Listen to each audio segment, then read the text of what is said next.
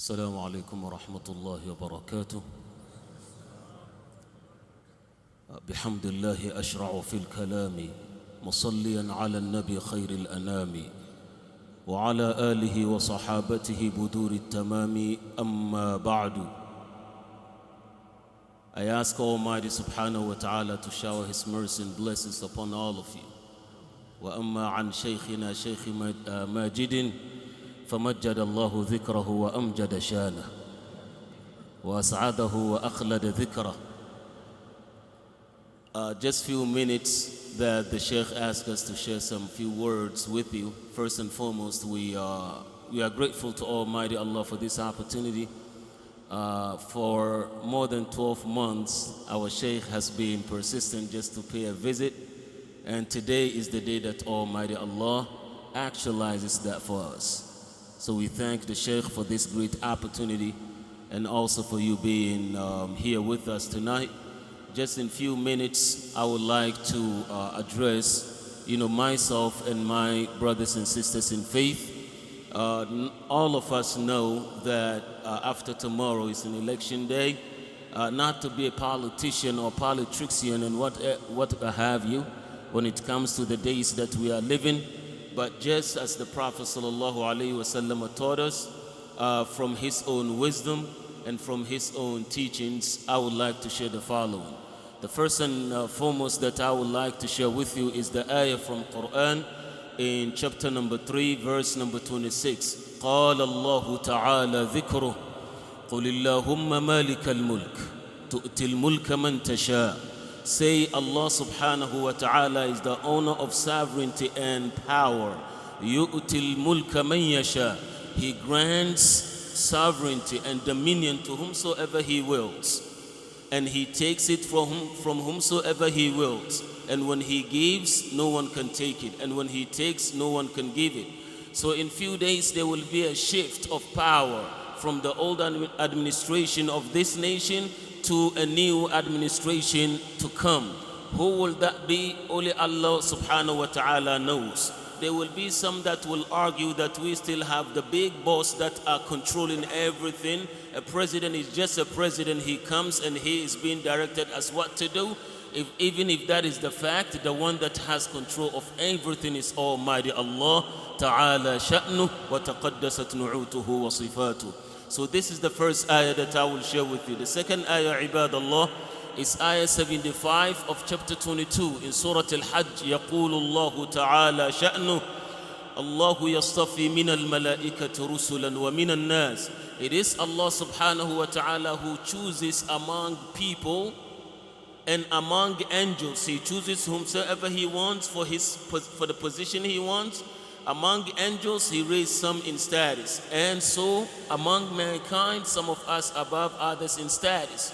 And the last ayah I would like to start with tonight is the ayah in Surah Al-Qasas, ayah 68. Almighty subhanahu wa ta'ala said, مَا كَانَ لَهُمُ الْخِيَرَةِ. None of you has the choice except that which we choose. So whatever that you do, it is Allah's choice that will take place. Even if the entire world and the leaders of the world to come together to choose one person, except if it is the one that Allah chooses, nobody can put anyone in power. Bring Putin from his own palace, and bring Uncle Joe before him, and bring Benito Mussolini before, and bring Kim Jong-un from Korea, and bring Jacosi and Wakosi and whoever that you may have over there from Paris or France. They cannot even choose one person to lead except if he is the one that Allah chooses. That's why Allah said, مَا كَانَ لَهُمُ الْخِيَرَةِ. The choice is not yours, it's mine. If Allah chooses, it's over.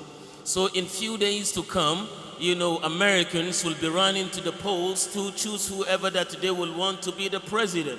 But in any case, we as Muslims, some of us will say that we found ourselves behind the 8 balls for the fact that we have a candidate that is a female. And we all know the hadith of the Prophet sallallahu alaihi wasallam when he said, لَنْ يُفْلِحَ قَوْمٌ وَلَّوْ أَمْرَهُمْ امْرَأَةٌ. A group of people will never succeed if they choose a woman or female to lead. He did not say we will not have a female leader. You may have, but you will not succeed. That's the statement of the Prophet, that a group of people will never succeed if a female is the one in the position to lead.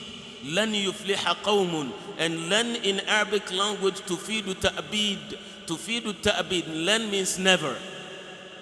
And if we want a country or a nation to lead, the Prophet ﷺ said, if a female leads, we will not succeed. Does that mean we are asking people to vote for the other man, Donald Trump? That's not the call for it here. Because all of us here, we've heard multiple times him saying, you know, when it comes to the Muslims, he are none for us. And a politician that will let you know that he doesn't like you and does not have your interests at heart before election is a good politician. If a politician will tell you, I don't like you, before election, he's a good politician. Because after election, it's easier to say that. But before, if you say, boy, you know what? I don't like you, boy. And you almost say, I got nothing to do with you. Before being elected, that's a good politician, isn't it? So he's been right frank with you. Tayyib. So in this case, what is the case for a Muslim who wants to choose a leader in case he is that Muslim who votes? Tayyib. In this case, the Prophet ﷺ is teaching us that for us Muslims, we are never limited to choices that are placed in front of us. Now to all of us or Americans, in our psyche, we have in the back of our heads that we have only two candidates, Kamala Harris and Donald Trump. That's what we have in mind. But guess what? A believer is never limited to the options presented to him.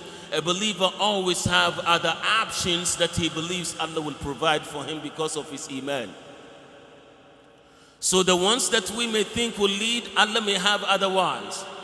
Allah may have a different choice. That only a person who believes in Allah will understand this concept. If democracy is what you believe in, it's going to be difficult for you to understand this concept. If plutocracy is what you believe in, it's going to be difficult for you to understand this concept. And if, oligarchy is what you believe in, it's going to be difficult for you to understand this concept.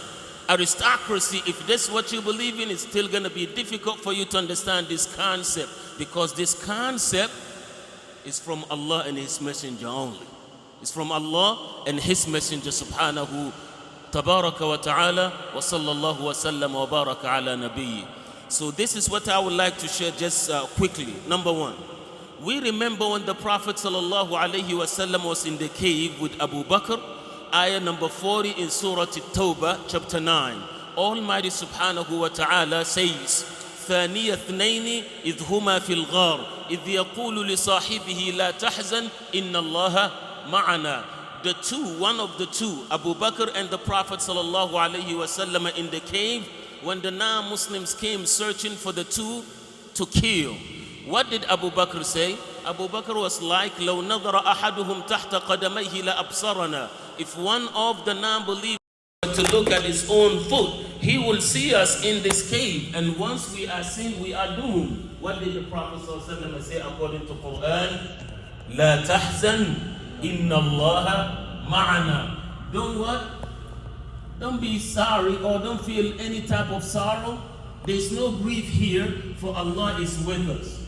And y'all remember with me, Prophet Musa and Bani Israel that believe in him. What happened in ayah 61 and 62 of chapter 26? Almighty subhanahu wa ta'ala cited this scenario.